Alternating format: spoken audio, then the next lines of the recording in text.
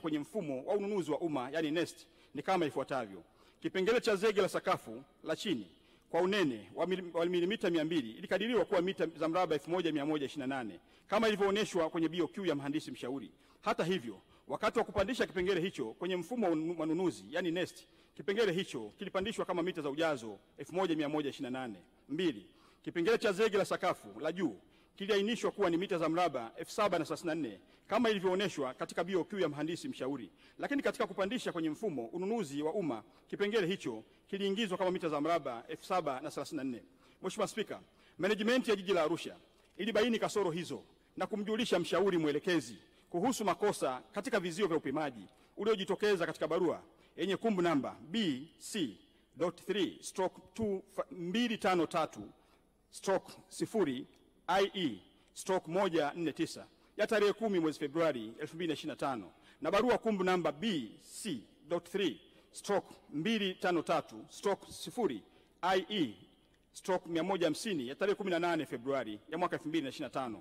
Mtaalamu mshauri alijibu barua hizo kwa barua yenye kumbu namba KA/ACC/ADM/2024/20 ya tarehe 28 Februari 2025 kwa kukiri kupokea mapungufu hayo, na alichukua hatua za kumwandikia mkandarasi kumweleza mapungufu yaliyojitokeza kwa barua yenye kumbu namba KA/ACC/Admin/2024/24 ya tarehe 7 Machi 2025.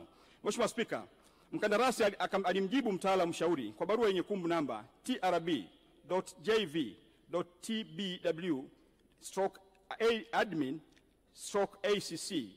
TRB.JV.TBW/Admin/ACC/HQ ya 2025 ya tarehe 8 Machi 2025 akikubali mabadiliko hayo ya vipimo tangu mwezi Machi kama yalivyoonekana katika mkataba. Taratibu za kuandaa mabadiliko addendum zinaendelea kwa mujibu wa sheria ya ununuzi wa umma sura namba 410.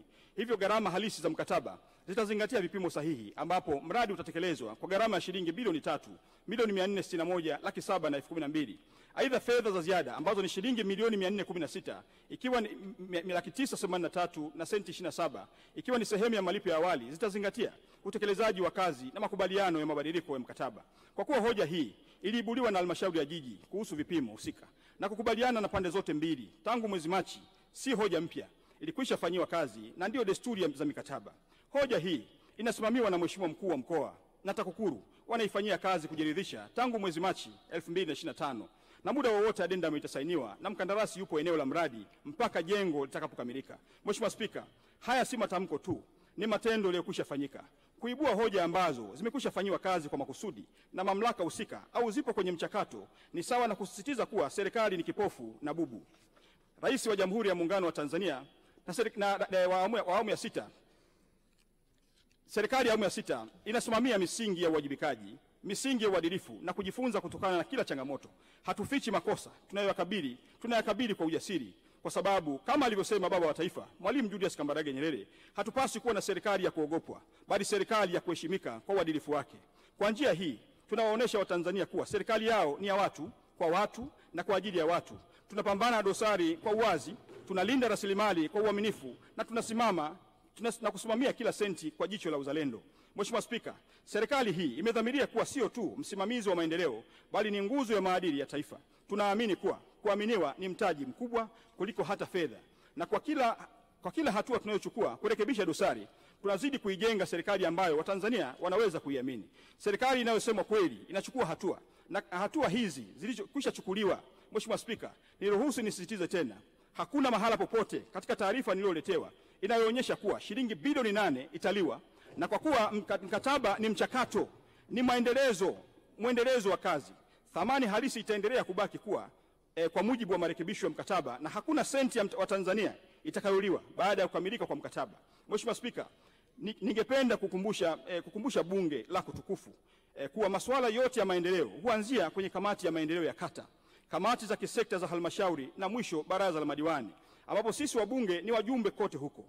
Kama miongoni mwetu kuna kitu hujaridhika, turejee kwenye halmashauri zetu, kwenye vikao vya kisheria, kwenda kupata ufafanuzi zaidi wa jambo mahususi ambalo hatujalielewa sisi kama wabunge. Katika hoja hii pia Mheshimiwa mbunge alisisitiza kuwa kuna wafanyakazi hawakuchukuliwa hatua kabisa.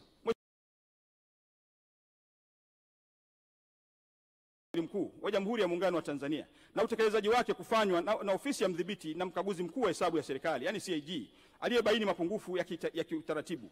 Na baada ya mapendekezo ya kisheria, watumishi 6 walishtakiwa, lakini zaidi kulikuwa pia na kesi 3 za jinai za uhujumu uchumi zilizosajiliwa na mahakama dhidi ya baadhi ya watumishi, na baadhi ya watumishi 3 kati yao waliwekwa rumande kwa takriban miaka 2 kabla ya kufutiwa kesi kwa maamuzi ya mahakama ya rufani kanda ya Arusha tarehe 16 Februari 2024 kupitia rufaa namba 116 ya mwaka 2023.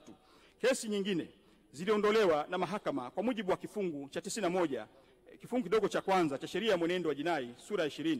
Hii inaonyesha kuwa serikali ilifuata hatua zote za kisheria na kiuadilifu katika kushughulikia tuhuma, ikiwa ni pamoja na kusimamia haki, uwajibikaji na misingi ya utawala bora, ambapo kamati ya uchunguzi iliundwa kushughulikia tuhuma hizo ilibainisha kuwa makosa walionayo ni ya kufukuzwa kazi. Mheshimiwa Spika, ni muhimu kusisitiza kwamba Mheshimiwa Gambo mwenyewe aliomba adhabu hiyo ya kufukuzwa kazi isichukuliwe na badala yake ipunguzwe